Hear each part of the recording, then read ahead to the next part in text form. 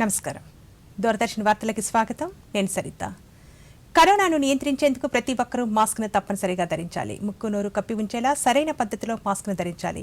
తరచూ చేతులను శుభ్రం చేసుకోవాలి. వ్యక్తిగత పరిశుభ్రతను పాటిస్తూ భౌతిక దూరాన్ని తప్పక పాటించాలి. అర్హులందరూ వ్యాక్సిన్ వేయించుకోవాలి. నిబంధనలు పాటిద్దాం, కరోనాను జయిద్దాం.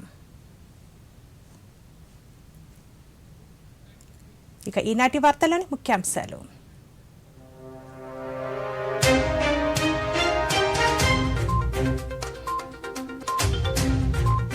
హర్ఘర్ తిరంగా ఉద్యమాన్ని బలోపేతం చేయాలన్న ప్రధాని, ఆగస్టు 13 నుంచి 15వ తేదీ వరకు ఇళ్లపై త్రివర్ణ పతాకాలు ఎగురవేయాలన్న మోదీ. విద్యాశాఖపై ముఖ్యమంత్రి జగన్మోహన్ రెడ్డి సమీక్ష, రాష్ట్రంలో 2వ దశ నాడు నేడు పనులు వేగవంతం చేయాలని ఆదేశం.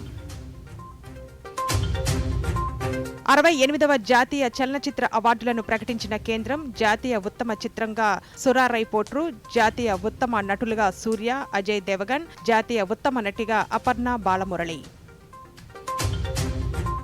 ఉత్తమ తెలుగు చిత్రంగా కలర్ ఫోటో, అలవైకుంఠపురంలో ఉత్తమ సంగీతం అందించినందుకు గాను తమన్కు అవార్డు, సంధ్యారాజ్కు నాట్యం చిత్రానికి గాను ఉత్తమ కొరియోగ్రఫీ అవార్డు.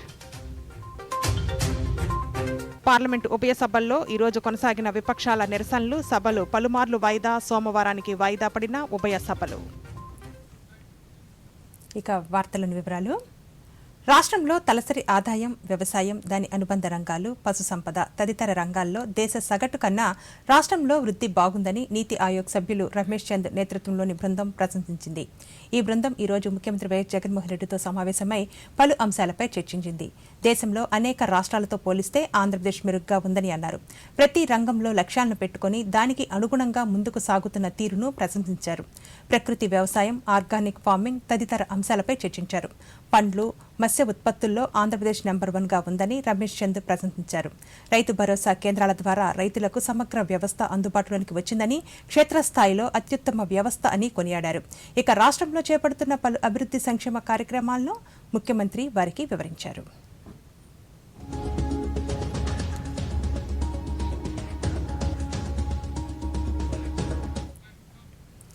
దేశంలో పలుచోట్ల ట్రాఫిక్ నియంత్రణకు ఓవర్ బ్రిడ్జ్ల నిర్మాణం జరుగుతోందని కేంద్ర సామాజిక న్యాయం, సాధికారత శాఖ సహాయ మంత్రి నారాయణస్వామి అన్నారు. పశ్చిమ గోదావరి జిల్లా భీమవరంలో ఈరోజు ఆయన పలు కార్యక్రమాల్లో పాల్గొన్నారు. బీజేపీ పదాధికారుల సమావేశంలో పాల్గొన్న ఆయన భీమవరం నుంచి తాడేపల్లిగూడెం వెళ్లే మార్గంలో ట్రాఫిక్ ఇబ్బందులను నియంత్రించేందుకు నిర్మిస్తున్న అండర్ గ్రౌండ్ బ్రిడ్జ్ పనులను భీమవరం శాసనసభ్యులు గ్రంథి శ్రీనివాసులతో కలిసి పరిశీలించారు. ఈ సందర్భంగా నారాయణస్వామి మీడియాతో మాట్లాడుతూ ఓవర్ బ్రిడ్జ్ల నిర్మాణానికి అవకాశం లేని చోట అండర్ గ్రౌండ్ బ్రిడ్జ్ల నిర్మాణం చేపడుతున్నామన్నారు.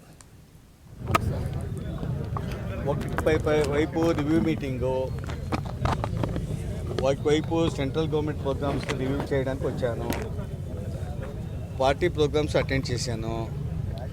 మీన్ వైల్ భీమవరంలో మా ఎమ్మెల్యే గారు యూబీ వర్క్ చేయించినారని చెప్పారు. దాన్ని విజిట్ చేసినప్పుడు ఇప్పుడు నేను ఇక్కడ భీమవరంలో మేజర్ ట్రాఫిక్ ప్రాబ్లం ఉండే, రైల్వే ట్రాఫిక్ ప్రాబ్లం ఉండే భీమవరం విజిట్ చేశాను. దెన్ అన్ని యూబీ యూనిట్స్లో వాటర్ ప్రాబ్లమ్స్ ఉండేది, కానీ ఈ లొకేషన్లో ಯಾವುದೇ వాటర్ ప్రాబ్లం రాదు. ఈవెన్ దో వాటర్ ప్రాబ్లం వస్తుందన్నాను, సెన్సార్ పంపింగ్ సెంటర్ని ఎస్టాబ్లిష్ చేసినారు, మెకానిజం చేసినారు. అదంతా కంప్లీట్ ఒక ఏడాది రైల్వే డిపార్ట్మెంట్ మెయింటైన్ చేసి ఆ తర్వాత ఈ భీమావర్ సిఎంసీకి హ్యాండ్ ఓవర్ చేయని చెప్పినాను. ఆమెకు ఈతో ఉండే మన ఎమ్మెల్యే గారు ఆమెకి వేరే ఎలక్టెడ్ మెంబర్స్ మంచి సూపర్వైజర్ చేసినారు. మా రైల్వే డిపార్ట్మెంట్ ఈ వర్క్ చాలా బాగా చేసింది. గోదావరి వరదల నేపథ్యంలో రాష్ట్ర ప్రభుత్వం ముందు నుంచే అప్రమత్తంగా ఉందని హోంమంత్రి తానేటి వనిత అన్నారు. తూర్పుగోదావరి జిల్లా రాజమహేంద్రవరంలో ఆమె మీడియాతో మాట్లాడుతూ రాష్ట్రంలో 5 జిల్లాల్లో గోదావరి వరదల వల్ల లోతట్టు ప్రాంతాలు, లంక గ్రామాలు ముంపుకు గురవుతాయని గుర్తించి ఎక్కడికక్కడ అధికారులకు ముందస్తు ఆదేశాలు జారీ చేశామన్నారు.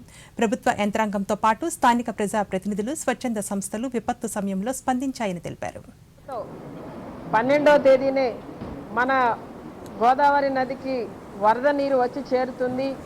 లంక గ్రామాలు కానీ ఇతర గ్రామాల్లో కానీ ఈ వరద ముప్పు అనేది వస్తుంది అని ముందుగానే ఆలోచన చేసి కలెక్టర్స్ని అలర్ట్ చేసి వాళ్ళతో ఒక వీసీ తీసుకుని మరి వారందరికీ కూడా ఆదేశాలు ఇవ్వడం జరిగింది. ఎక్కడికక్కడ అప్రమత్తంగా ఉండండి, ఎటువంటి ప్రాణ నష్టం అనేది జరగకూడదు, ప్రతి ఒక్కరికి మీ సహాయ సహకారాలు అందించండి అని చెప్పి యంత్రాంగాన్ని అంతటినీ కూడా ఎలక్ట్ చేయడం జరిగింది.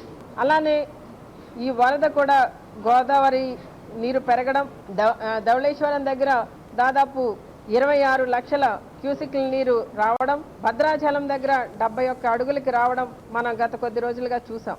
ఇంత నీరు వచ్చినప్పుడు, ఇంత వరద వచ్చినప్పుడు ప్రతి చోట కూడా, ప్రతి లంక గ్రామంలో కానివ్వండి లేదా ఇతర గ్రామాల్లో కానివ్వండి, ఏవైతే మనం అనుకుంటున్నాం 5-6 జిల్లాలు ఈ వరద ముప్పుకి గురవుతున్న ప్రాంతాలలో అధికారులంతా కూడా అప్రమత్తంగా ఉండి ఈ వరద చేరుతున్న ప్రాంతాలు, గ్రామాలు ఏవైతే ఉన్నాయో అక్కడ ఉన్న ప్రజానికాన్ని సురక్షిత ప్రాంతాలకి తరలించడం. ఈ రోజున మరి ఇంత పెద్ద ఎత్తున వరద వస్తే నిజంగా ఈ రోజున అధికార యంత్రాంగం అంతా కూడా అలర్ట్గా లేకపోతే చాలా ప్రాణ నష్టం అనేది జరిగేది. 95,000 మంది కుటుంబాలకి ఈ రోజున 2,000 రూపాయల చొప్పున రేషన్ కానివ్వండి, ఈ 2,000 రూపాయలు కానివ్వండి ఇవ్వడం జరిగింది. నిన్నటి రోజున ప్రతిపక్ష నేత దేశానికి స్వాతంత్ర్యం వచ్చి 75 ఏళ్లైన సందర్భంగా స్వాతంత్ర సమరయోధుల స్ఫూర్తిని చాటి చెప్పేలా దేశవ్యాప్తంగా జరుగుతున్న ఆజాదీ కా అమృత్ మహోత్సవాల్లో భాగంగా జరుగుతున్న హర్ ఘర్ తిరంగా ఉద్యమాన్ని బలోపేతం చేయాలని ప్రధానమంత్రి నరేంద్ర మోదీ దేశ ప్రజలకు సూచించారు. ఆగస్టు 13 నుంచి 15వ తేదీ వరకు ఇళ్లపై త్రివర్ణ పతాకాన్ని ఎగురవేయాలన్నారు. ఈ ఉద్యమం జాతీయ జెండాతో మనకున్న అనుబంధాన్ని మరింతగా పెంచుతుందని తెలిపారు. 1947 జూలై 22వ తేదీకి చరిత్రలో ఎంతో ప్రత్యేకత, ప్రాధాన్యత ఉందని, 1947లో ఇదే రోజు జాతీయ జెండాలను ఆమోదించినట్లు చెప్పారు. త్రివర్ణ పతాకం పండిట్ జవహర్లాల్ నెహ్రూ ఆవిష్కరించిన తొలి త్రివర్ణ పతాకానికి సంబంధించిన కమిటీ వివరాలను తెలియజేస్తూ వాటిని కూడా ప్రధాని తన ట్విట్టర్లో పొందుపరిచారు. హర్ ఘర్ తిరంగా క్యాంపెయిన్లో అందరూ భాగస్వామ్యులు కావాలన్నారు. త్రివర్ణ పతాక రెపరెపల కోసం పోరాడిన వారి ధైర్యాన్ని, కృషిని ఈ సందర్భంగా ప్రధాని మోదీ గుర్తు చేసుకున్నారు. వారి ఆశయాలను నెరవేర్చేందుకు తాము కట్టుబడి ఉన్నామని పేర్కొన్నారు. రాష్ట్రంలో 2వ దశ నాడు నేడు పనులను వేగవంతం చేయాలని ముఖ్యమంత్రి జగన్మోహన్ రెడ్డి అధికారులను ఆదేశించారు. విద్యాశాఖపై తాడేపల్లిలోని క్యాంపు కార్యాలయంలో ఈరోజు ఆయన సమీక్షా సమావేశం నిర్వహించారు. పాఠశాలల్లో విలువైన ఉపకరణాలను ఏర్పాటు చేస్తున్నందున భద్రతా దృష్ట్యా తగిన చర్యలు తీసుకోవాలన్నారు. సీసీ కెమెరాలు ఏర్పాటు చేసే అంశంపై ఆలోచించాలన్నారు. విద్యార్థులకు సబ్జెక్టులు మరింత నిశితంగా అర్థమయ్యేలా బోధించేందుకు ప్రతి తరగతిలో ఇంటరాక్టివ్ డిస్ప్లేలు లేదా ప్రొజెక్టర్లు అందుబాటులో ఉంచాలన్నారు. సెప్టెంబర్ 8వ తరగతి విద్యార్థులకు అందించే ల్యాప్టాప్లపైన సమీక్ష నిర్వహించిన ముఖ్యమంత్రి ల్యాప్టాప్లన్నీ నాణ్యంగా ఉండేలా తగిన జాగ్రత్తలు తీసుకోవాలన్నారు. విద్యారంగంలో అనేక సంస్కరణలు తీసుకువచ్చామని, ప్రతి స్థాయిలో కూడా పర్యవేక్షణ కూడా అంతే బలంగా ఉండాలన్నారు. విద్యాశాఖలో డీఈఓ, ఎంఈఓ సహా వివిధ స్థాయిల్లో పర్యవేక్షణ బాధ్యతలున్న పోస్టులను వెంటనే భర్తీ చేయాలన్నారు. రాష్ట్ర ప్రభుత్వ పాఠశాలల్లో అత్యాధునిక సాంకేతికతతో కూడిన విద్యను అందించేందుకు వీలుగా ఏర్పాటు చేయనున్న డిజిటల్ డిస్ప్లేలను ముఖ్యమంత్రి జగన్మోహన్ రెడ్డి పరిశీలించారు. తాడేపల్లిలోని క్యాంపు కార్యాలయంలో ఇందుకు సంబంధించిన వివిధ కంపెనీలు అందుబాటులో ఉంచిన ఉపకరణాల డెమోను పరిశీలించారు. ఇంటరాక్టివ్ డిస్ప్లేలు, ప్రొజెక్టర్లు పనితీరు, నాణ్యత, మోడల్స్ను అధికారులు ముఖ్యమంత్రికి వివరించారు. తరగతి గదుల్లో పెట్టే ప్రొజెక్టర్లు, ఇంటరాక్టివ్ టీవీలు నాణ్యతతో ఉండాలని ముఖ్యమంత్రి ఈ సందర్భంగా ఆదేశించారు. రాష్ట్రంలో గనుల శాఖ అనుసరిస్తున్న పారదర్శక విధానాలకు జాతీయ స్థాయిలో ప్రశంసలు, గుర్తింపు లభించింది. ఈ నేపథ్యంలో రాష్ట్ర గనుల శాఖ మంత్రి పెద్దిరెడ్డి రామచంద్రారెడ్డి సంబంధిత అధికారులను ముఖ్యమంత్రి జగన్మోహన్ రెడ్డి అభినందించారు. ప్రధాన ఖనిజాల అన్వేషణ, వేలం, మైనింగ్ కార్యకలాపాల పర్యవేక్షణకు సంబంధించి ఆంధ్రప్రదేశ్ గనుల శాఖ పాటిస్తున్న అత్యుత్తమ విధానాలను ప్రశంసిస్తూ కేంద్ర బొగ్గు, గనుల శాఖ నుంచి ఖనిజ వికాస్ అవార్డు దక్కింది. ఇటీవల ఢిల్లీలో మైన్స్ అండ్ మినరల్స్ పై జరిగిన సదస్సులో కేంద్ర హోంమంత్రి అమిత్ షా చేతుల మీదుగా గనుల శాఖ ముఖ్య కార్యదర్శి గోపాలకృష్ణ ద్వివేది, గనుల శాఖ డైరెక్టర్ విజి వెంకటరెడ్డిలు ఈ అవార్డును అందుకున్నారు. ఖనిజ వికాస్ అవార్డు కింద కేంద్ర గనుల శాఖ అందజేసిన 2,40,00,000 రూపాయల ప్రోత్సాహక చెక్కును ముఖ్యమంత్రి జగన్మోహన్ రెడ్డికి క్యాంపు కార్యాలయంలో చూపించగా ముఖ్యమంత్రి గనుల శాఖను అభినందిస్తూ ఇలాగే ముందుకు వెళ్లాలని ఆకాంక్షించారు. గోదావరి వరద ఉధృతి క్రమంగా తగ్గుతోంది. ధవళేశ్వరం బ్యారేజ్ నుంచి 12 లక్షల క్యూసెక్ల వరద నీటిని బ్యారేజ్ నుంచి దిగువకు విడుదల చేస్తున్నారు. అయితే బ్యారేజ్ వద్ద మొదటి ప్రమాద హెచ్చరిక కొనసాగుతోంది. అంబేద్కర్ కోనసీమ జిల్లాలోని వరద ప్రభావిత ప్రాంతాలైన ఆత్రేయపురం, కొత్తపేట, ముక్తేశ్వరం, అయినవెల్లి ప్రాంతాల్లో బీజేపీ రాష్ట్ర అధ్యక్షులు సోము వీర్రాజు పర్యటించారు. వరద బాధితులను పరామర్శించి వారికి అందుతున్న సాయం గురించి అడిగి తెలుసుకున్నారు. వరద బాధితులను ప్రభుత్వం తక్షణమే ఆదుకోవాలని, ఉద్యానవన పంటలు నష్టపోయిన రైతులకు పరిహారం చెల్లించాలని అందించాలంటున్న సోము వీర్రాజ్తో మా రాజమహేంద్రవరం ప్రతినిధి మూర్తి నిర్వహించిన ప్రత్యేక ముఖాముఖిని ఇప్పుడు చూద్దాం. జల దిగ్బంధంలో చిక్కుకున్నాయి. ఇప్పటికీ కూడా ఆ లంక గ్రామాలన్నింటిలో కూడా వరద నీరు పారుతూనే ఉంది. దీంతో పునరావాస కేంద్రాలు కూడా కొనసాగుతున్నాయి. ప్రస్తుతం ఈ వరద ప్రాంతాలను బీజేపీ రాష్ట్ర అధ్యక్షులు సోము వీర్రాజు సందర్శిస్తున్నారు. ఆయన అడిగి మరిన్ని వివరాలు తెలుసుకునే ప్రయత్నం చేద్దాం. సార్ చెప్పండి సార్, అసలు వరద ప్రభావిత ప్రాంతాలలో లబ్ధిదారులతో మీరు ఇంటరాక్ట్ అవుతున్నారు. అసలు ప్రభుత్వం చేతినిస్తుందా? ఏ విధంగా ఏమైనా సహాయం అందుతుందని మీరు భావిస్తారు? ఇలాంటి ముంపు ప్రాంతాలు, అలానే గోదావరి పరివాహక ప్రాంతాలు, అలానే అయినవిల్లి, కొత్తపేట ఇలాంటి మండలాల్లో రైతాంగం అద్భుతమైనటువంటి నైపుణ్యంతో కౌలు రైతులు అనేక రకాల పంటలు పండిస్తున్నారు. రైతులు ఎక్కువగా లంకల్లో పశువులు ఉంచడం, పశుగ్రాసం కూడా లంకల్లోనే ఉండడం, వీటిలన్నిటిని ప్రజలకు ఒక విధంగా మేలు చేసే పంటలు పండిస్తున్నారు. ఈ రైతాంగానికి ప్రత్యేకంగా వీళ్ళ యొక్క ఇబ్బందులను గమనించి ఏ విధమైన పరిష్కారాలు సూచించాలి, ఎలాంటి ఆలోచనలు చేయాలి. నెంబర్ 1 రైతుల విషయం, వీళ్ళకు కూడా ఇన్సూరెన్స్లో మెర్జ్ చేయాలి. అలానే వీళ్ళకు కూడా పంట నష్టం జరిగితే ఇది కమర్షియల్ క్రాప్గా భావించి కమర్షియల్ క్రాప్ అయినప్పటికి కూడా చేసుకునే రైతు కౌలు రైతు, చేసుకునే రైతు పెద్ద రైతులు కాదు.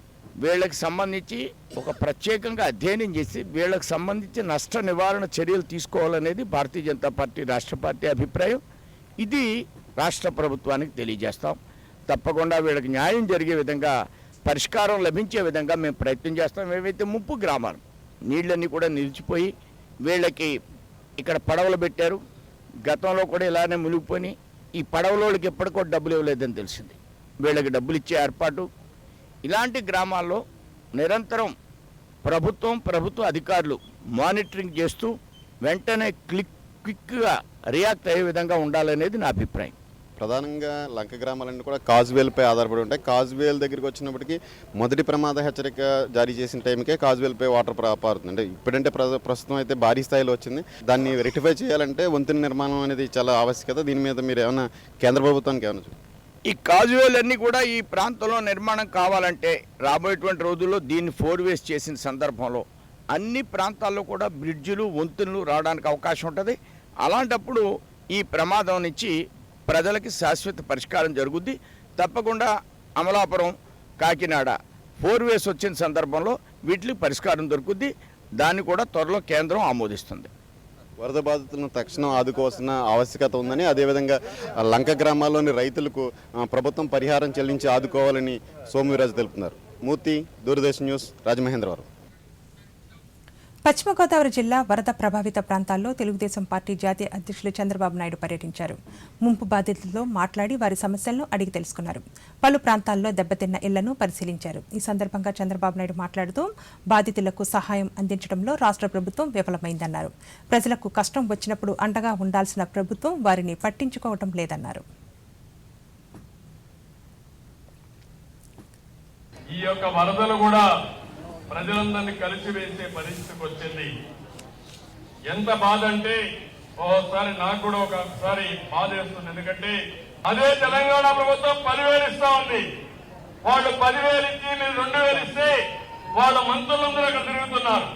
వీళ్ళు పుట్టకొకరు, చెట్టుకొకరు అడవుల్లో తలదాచుకునే పరిస్థితికి వచ్చారు. బాగుండదా తమ్ముళ్ళు? ఎందుకు ఇవ్వరు మీరు? అంటే నీ ఇష్ట ప్రకారం చేస్తే బెదిరిస్తే భయపడతారనా? కాదు, నువ్వు బెదిరిస్తే నేను అండగా ఉంటా. తెలుగు వరద బాధితులకు ఎలాంటి సాయం అందలేదని ప్రచారం చేసేందుకే ప్రతిపక్ష నేత తెలుగుదేశం పార్టీ జాతీయ అధ్యక్షులు చంద్రబాబు నాయుడు వరద ప్రభావిత ప్రాంతాల్లో పర్యటిస్తున్నారని రాష్ట్ర ప్రభుత్వ సలహాదారు సజ్జల రామకృష్ణారెడ్డి అన్నారు. తాడేపల్లిలోని పార్టీ కేంద్ర కార్యాలయంలో ఈ రోజు ఆయన మీడియాతో మాట్లాడుతూ చంద్రబాబు నాయుడు పర్యటించినప్పుడు అక్కడ ప్రజలెవరూ తమకు సాయం అందలేదని చెప్పలేదన్నారు. పర్యటనకు వెళ్లారా, ప్రచారానికి వెళ్లారా అని ప్రశ్నించారు. టీడీపీ హయాంలో విపత్తులు సంభవిస్తే ఏ రోజైనా తక్షణ సాయంగా నగదు అందించారా అని ఆగ్రహం వ్యక్తం చేశారు. గోదావరి వరద సమయంలో ముఖ్యమంత్రి జగన్మోహన్ రెడ్డి నిరంతరం అధికారులతో సమీక్షలు నిర్వహించారని చెప్పారు. కానీ ఆయన టూర్ మొత్తం చూస్తే ఫస్ట్ ఇది వచ్చి సహాయం అందలేదు అని ఒక్కరితో కూడా ఒక్కరి నోటి నుంచి కూడా రాని పరిస్థితి అక్కడ కనిపించింది. అక్కడికి వెళ్ళింది వరద సాయం చూడడానికే, వరద సాయం ఎట్లా జరుగుతోంది, ప్రభుత్వ పనితీరు ఎట్లుంది అనడానికా, క్రిటికల్ అప్రైజల్కా, లేక అక్కడ ఏమీ జరగట్లేదని చూపడంతో పాటు ప్రచారం, తన హడావుడి ప్రచారం ఆర్భాటం అంతా చూపడానికంటే ప్రచారం కోసం అనేది నిన్న కనిపించింది. మొత్తం నిన్న రోడ్డు షోలు కానీ ఇంకోటి కానీ నిన్న కూడా మెన్షన్ చేశాను. 3 ఏళ్ల క్రితము నేను ఇంతకుముందు అన్నట్టు 2019 మే 30 వరకు ఎవరైతే ఈ రాష్ట్ర ముఖ్యమంత్రిగా ఉన్నాడో ఆ 5 ఏళ్లలో వచ్చిన ప్రకృతి విపత్తులు లేదా కరువు ఎన్నికల ముందు ఇచ్చిన హామీలను నెరవేర్చి 3 ఏళ్లలోనే ప్రతి గడపకు వెళ్లే సాహసం వైసీపీ మాత్రమే చేయగలదని ఉప ముఖ్యమంత్రి అంజద్ బాషా అన్నారు. కడపలో గడప గడపకు మన ప్రభుత్వం కార్యక్రమంలో మంత్రి ప్రజల సమస్యలను అడిగి తెలుసుకున్నారు. వారికి అందుతున్న సంక్షేమ పథకాల గురించి వివరాలను అడిగి తెలుసుకున్నారు. ఈ సందర్భంగా మంత్రి మాట్లాడుతూ నవరత్నాలు లాంటి పథకాలను అమలు చేస్తామని ఇచ్చిన హామీని ముఖ్యమంత్రి జగన్మోహన్ రెడ్డి నిలబెట్టుకున్నారన్నారు. రాష్ట్ర ప్రభుత్వం ఎంతో ప్రతిష్టాత్మకంగా చేపట్టిన గడప గడపకు మన ప్రభుత్వం కార్యక్రమంలో భాగంగా మరి ఇవాళ కడప నగరంలో 20వ డివిజన్ 1వ సచివాలయంలో మరి ఇవాళ గడప గడపకు మన ప్రభుత్వం కార్యక్రమం చేయడం జరుగుతుంది. మరి ఈ కార్యక్రమం యొక్క ముఖ్య ఉద్దేశం 2019 ఎన్నికలకు ముందు ఇదే గడప గడపకు వైఎస్ఆర్ కాంగ్రెస్ పార్టీ అనే పేరుతో ప్రతి గడపకు వెళ్ళడం జరిగింది. మరి ఆనాడు గడప గడపకు వైఎస్ఆర్ కాంగ్రెస్ పార్టీ కార్యక్రమంలో ప్రతి అవ్వ తాతలకు అందరికీ కూడా చెప్పడం జరిగింది, ఎవరైతే 60 ఏళ్ళు నిండిన ప్రతి ఒక్కరికి పెన్షన్ ఇస్తాము, మరి అదేవిధంగా పెన్షన్ కూడా వాలంటీర్ ద్వారా మీ ఇంటికే చేర్పిస్తామని చెప్పి కూడా మరి ఆ రోజు చెప్పడం జరిగింది. మరి ఆ రోజు ప్రతి గడపకు వెళ్ళి ప్రతి అక్క చెల్లెమ్మలకు చెప్పడం జరిగింది, మీరందరూ కూడా మీ పిల్లల్ని స్కూల్కు పంపించండి, మీ పిల్లలకు స్కూల్కు పంపిస్తే అమ్మఒడి రూపంలో మీకు 15,000 రూపాయలు ప్రతి కుటుంబానికి మీ అకౌంట్లో జమ చేస్తామని కూడా చెప్పడం జరిగింది. Central board of secondary education CBSE 12వ తరగతి ఫలితాలు ఈ రోజు విడుదలయ్యాయి. మొత్తం 92.71% మంది ఉత్తీర్ణత సాధించినట్లు బోర్డు ప్రకటించింది. 14,35,366 మంది విద్యార్థులు పరీక్షకు హాజరు కాగా బాలురు 91.25%, బాలికలు 94.54% ఉత్తీర్ణత సాధించినట్లు వెల్లడించింది. ఫలితాల్లో బాలికలే అగ్రస్థానంలో నిలిచారు. మొదటి టర్మ్ పరీక్షలకు 30% వెయిటేజ్, రెండవ టర్మ్ పరీక్షలకు 70% వెయిటేజ్ ఇచ్చినట్లు సిబిఎస్ఈ తెలిపింది. సిబిఎస్ఈ 12వ తరగతి పరీక్షల్లో ఉత్తీర్ణులైన విద్యార్థులందరికీ ప్రధానమంత్రి నరేంద్ర మోదీ అభినందనలు తెలిపారు. విద్యార్థుల అంకిత భావం, పట్టుదల అభినందనీయమన్నారు. 12వ తరగతిలో ఉత్తీర్ణులైన యువ యోధుల కోసం అసంఖ్యాక అవకాశాలు ఎదురుచూస్తున్నాయన్నారు. 68వ జాతీయ చలనచిత్ర పురస్కారాలను కేంద్రం ప్రకటించింది. 2020కి గాను ఈ పురస్కారాలను ప్రకటించగా తెలుగు సినిమాలు సత్తా చాటాయి. ఉత్తమ తెలుగు చిత్రంగా కలర్ ఫోటో ఎంపికైంది. అలాగే ఉత్తమ కొరియోగ్రఫీ, మేకప్ విభాగాల్లో నాట్యం, ఉత్తమ సంగీతం చిత్రం అలవైకుంఠపురం అవార్డులు దక్కాయి. జాతీయ ఉత్తమ నటులుగా సూర్య, అజయ్ దేవగన్లు నిలిచారు. ఉత్తమ నటిగా అపర్ణ బాలమురళిని అవార్డు వరించినట్లు జ్యూరీ సభ్యులు వెల్లడించారు. మొత్తం 5 కేటగిరీల్లో సురారాయ్ పోట్రు అవార్డు సొంతం చేసుకుంది.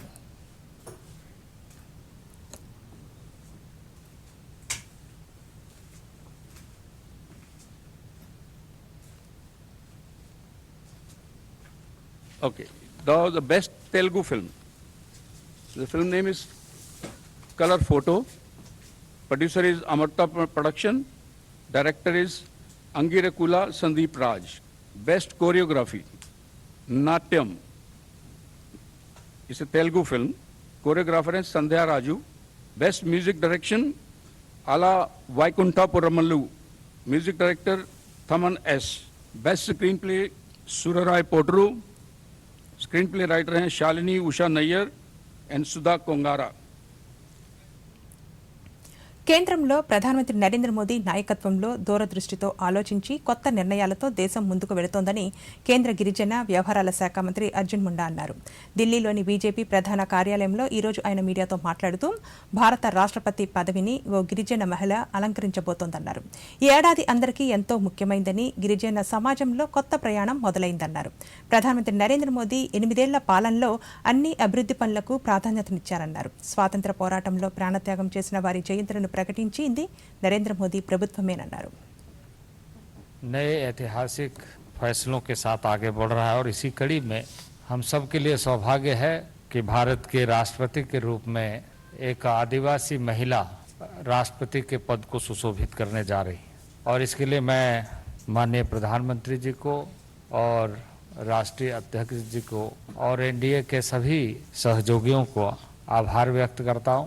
मैं इस अवसर पर निश्चित रूप से इस बात को दोहराते हुए कि आज़ादी के लंबे कालखंड के बाद भारत और भारत का जनजाति समाज नए अवसरों के साथ आगे बढ़ रहा है। प्रधानमंत्री లోక్సభలో ఈ రోజు కూడా వాయిదాల పర్వం కొనసాగింది. సభ సమావేశం కాగానే స్పీకర్ ఓం బిర్లా ప్రశ్నోత్తరాలు చేపట్టారు.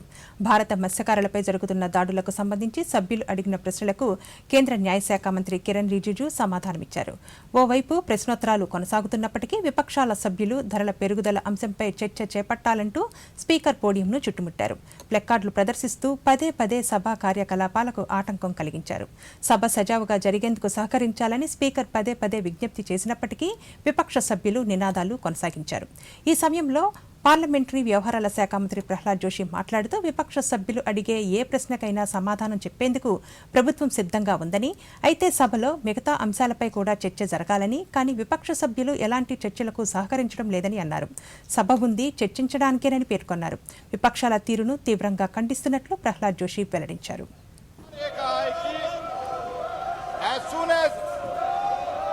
Honourable finance minister recovers and come back, आप जब निर्णय करते हैं पीएससी में, हम प्राइस राइज के ऊपर जो ये चर्चा चाह रहे हैं, हम चर्चा करने के लिए तैयार है, और जो मेंशन करना चाहते हैं उसके लिए भी 0 ओवर में आप दे सकते हैं, हमको कोई एतराज नहीं है. అయినప్పటికీ విపక్ష సభ్యుల తీరు మారకపోవడంతో స్పీకర్ సభను తొలుత 12 గంటలకు వాయిదా వేశారు. వాయిదా అనంతరం ప్రారంభమైన సభలో కిరీటి ప్రేమ్జీభాయ్ సోలంకి సభా కార్యకలాపాలను చేపట్టారు. అయితే విపక్షాల తీరు మారకపోవడంతో సభను మరోమారు 2 గంటలకు వాయిదా వేశారు. వాయిదా అనంతరం రాజేంద్ర అగర్వాల్ సభా కార్యకలాపాలను చేపట్టగా ద ఇండియన్ అంటార్కిటిక్ బిల్లు 2022పై కేంద్ర మంత్రి జితేంద్ర సింగ్ సభ ముందుంచారు. విపక్షాల ఆందోళన మధ్యనే బిల్లుకు లోక్సభ ఆమోదం తెలిపింది. అనంతరం సభను సోమవారం నాటికి వాయిదా వేస్తున్నట్లు ప్రకటించారు. As soon as FM comes back after recovery, when you say they are trying to be lifting the House and the MP stature, I condemn this attitude, sir.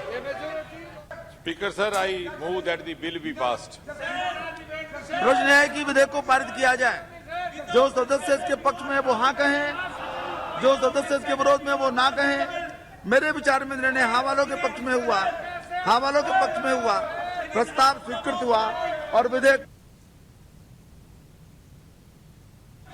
आप प्लीज बैठ जाइए. सभा की कार्यवाही सोमवार दिनांक 25 जुलाई 2022 को दोपहर 2 बजे तक के लिए स्थगित की जाती है. రాజ్యసభ సమావేశాల్లో ఈ రోజు కూడా వాయిదాల పర్వం కొనసాగింది. సభ ప్రారంభం కాగానే ఇటీవల రాజ్యసభకు ఎంపికైన కపిల్ సిబల్ ప్రమాణ స్వీకారం చేశారు. సభా కార్యకలాపాలకు సంబంధించిన మరిన్ని వివరాలను ఇప్పుడు చూద్దాం. రాజ్యసభ సమావేశాల్లో ఈ రోజు కూడా వాయిదాల పర్వం కొనసాగింది. సభ ప్రారంభం కాగానే ఇటీవల రాజ్యసభకు ఎంపికైన కపిల్ సిబల్ ప్రమాణ స్వీకారం చేశారు. ధరల పెరుగుదలపై చర్చించాలంటూ పలువురు విపక్ష సభ్యులు ఇచ్చిన వాయిదా తీర్మానాలను తిరస్కరిస్తున్నట్లు చైర్మన్ వెంకయ్యనాయుడు ప్రకటించారు. అయితే చర్చకు విపక్షాలు పట్టుబట్టడంతో సభను మధ్యాహ్నం 12 గంటల వరకు వాయిదా వేశారు. వాయిదా అనంతరం ప్రారంభమైన సభలో డిప్యూటీ చైర్మన్ హరివంశ్ నారాయణ సింగ్ ప్రశ్నోత్తరాలను చేపట్టారు. ఓవైపు ప్రశ్నోత్తరాలు కొనసాగుతున్నప్పటికీ విపక్ష సభ్యులు పెద్ద ఎత్తున సభలో నినాదాలు చేస్తూ ప్లెక్కార్డులను ప్రదర్శించారు. సభ్యులు సభ సజావుగా జరిగేందుకు సహకరించాలని కోరినప్పటికీ పోడియంను చుట్టుముట్టి పెద్ద ఎత్తున నినాదాలు చేశారు. రాజస్థాన్లో రైల్వే స్టేషన్ల ఆధునీకరణపై సభ్యులు అడిగిన ప్రశ్నలకు రైల్వే శాఖ మంత్రి అశ్విని వైష్ణవ్ సమాధానం ఇస్తున్నప్పటికీ విపక్ష సభ్యుల ఆందోళనలు కొనసాగాయి.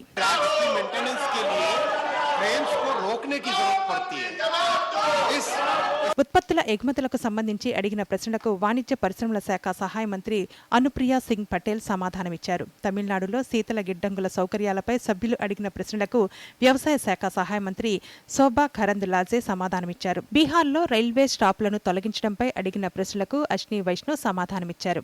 ఇక ప్రధానమంత్రి పోషణ్ అభియాన్ ఐసీడీఎస్ కింద ఫోర్టిఫైడ్ రైస్ పంపిణీకి సంబంధించి అడిగిన ప్రశ్నకు వినియోగదారుల వ్యవహారాల శాఖ సహాయ మంత్రి అశ్విని కుమార్ చౌబే సమాధానమిచ్చారు. समाज के कमजोर वर्ग के लोग हैं, उनके लिए जो कुपोषण से शिकार होते हैं, उनको बचाने का काम हमारी सरकार ने किया. ఇక దేశంలో ఆహార ధాన్యాల నిల్వలపై సభ్యులు అడిగిన ప్రశ్నకు కేంద్ర మంత్రి పీయూష్ గోయల్ సమాధానమిచ్చారు. ప్రశ్నోత్తరాల సమయంలోనూ విపక్ష నేత మల్లికార్జున ఖర్గే మాట్లాడుతూ గత 5 రోజులుగా ప్రజల సమస్యలపై చర్చలు కోరుతున్నప్పటికీ అవకాశం ఇవ్వటం లేదని అన్నారు. అయితే దీనిపై చర్చ చేపట్టలేమని డిప్యూటీ చైర్మన్ హరివంశ్ నారాయణ్ సింగ్ స్పష్టం చేశారు. ఈ సమయంలో కేంద్ర వాణిజ్య శాఖ మంత్రి పీయూష్ గోయల్ మాట్లాడుతూ ఆర్థిక మంత్రి నిర్మలా సీతారామన్కు కరోనా పాజిటివ్ కారణంగా ఆమె సభకు హాజరు కాలేదని, ఆమె వచ్చిన అనంతరం చర్చిస్తామని తెలిపారు. चर्चा के लिए तैयार है, सरकार चर्चा चाहती है, हमारे वित्त मंत्री को कोविड हुआ है। आप दोनों चर्चा चाहते हैं तो आप तय कर लीजिए। चेयरमैन साहब ने कहा है पक्ष विपक्ष बैठकर आप चर्चा के लिए तय कर लीजिए, इसमें चेयर का कोई हाथ नहीं है। तैयार है, हम भी तैयार है। అయినప్పటికీ సభ్యులు నిరసనలు కొనసాగించడంతో సభను మధ్యాహ్నం 2:30 వరకు వాయిదా వేశారు. అనంతరం ప్రారంభమైన సభలో ద రైట్ టు హెల్త్ బిల్లును సభ ముందుంచారు. దీనిపై చర్చించిన అనంతరం సభను సోమవారం నాటికి వాయిదా వేస్తున్నట్లు సస్మిత్ పాత్ర వెల్లడించారు. Accordingly, the House is adjourned to meet at 2 p.m. on Monday, the 25th July 2022. Thank you.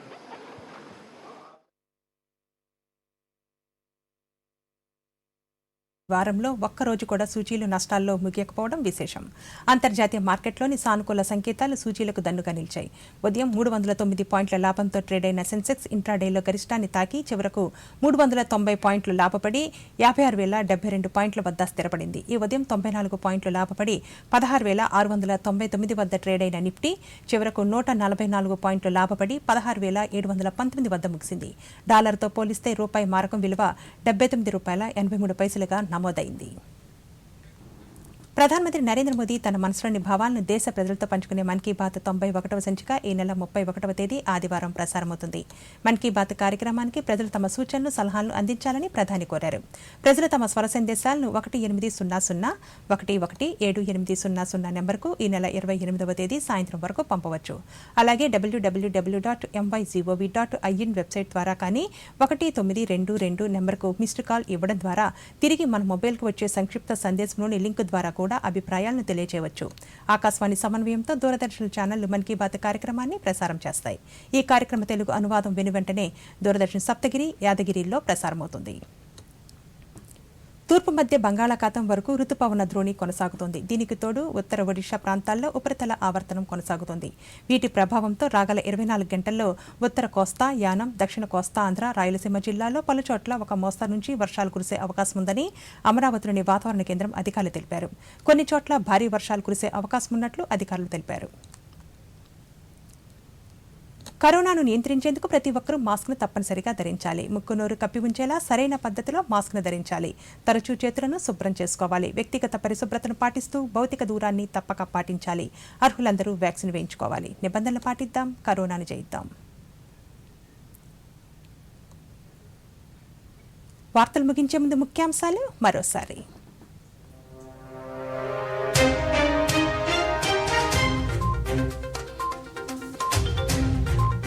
Har Ghar Tiranga ఉద్యమాన్ని బలోపేతం చేయాలన్న ప్రధాని, ఆగస్టు 13 నుంచి 15వ తేదీ వరకు ఇళ్లపై త్రివర్ణ పతాకాలు ఎగురవేయాలన్న మోదీ.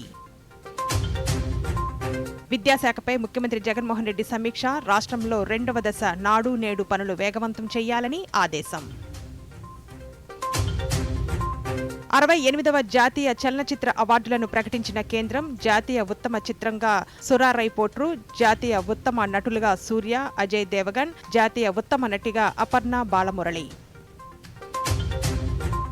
ఉత్తమ తెలుగు చిత్రంగా కలర్ ఫోటో, అలవైకుంఠపురంలో ఉత్తమ సంగీతం అందించినందుకు గాను తమన్కు అవార్డు, సంధ్యారాజ్కు నాట్యం చిత్రానికి గాను ఉత్తమ కొరియోగ్రఫీ అవార్డు. పార్లమెంటు ఉభయ సభల్లో ఈరోజు కొనసాగిన విపక్షాల నిరసనలు, సభలు పలుమార్లు వాయిదా, సోమవారానికి వాయిదా పడిన ఉభయ సభలు. ఈ వార్తలు ఇంతటితో సమాప్తం. నమస్కారం.